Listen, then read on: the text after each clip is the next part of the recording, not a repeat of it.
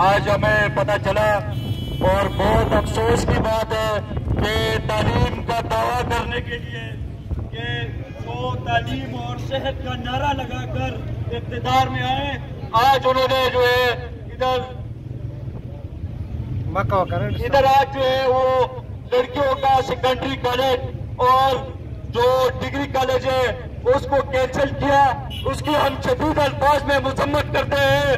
इन इलाके के लोगों ने तालीम, सेहत और इस बुनियाद पर वोट दिया कि ये यहाँ पर तालीमी निजाम को ठीक करेंगे, तालीम सबको मुहैया करेंगे, और आप देख रहे हैं कि बजाय ये उसके ये कैंसिल कर रहे हैं।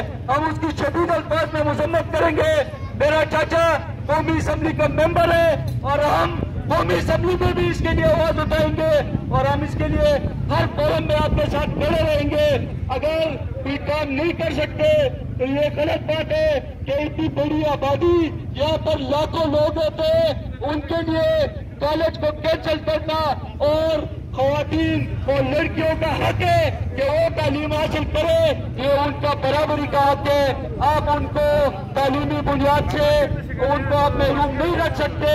अगर एक लड़की को, एक औरत को आप तालीम देते हो तो आप उसके आइंदा पूरी नस्ल को तालीम देते हो और उसको खत्म करना, मैं कहता हूँ शर्म करो।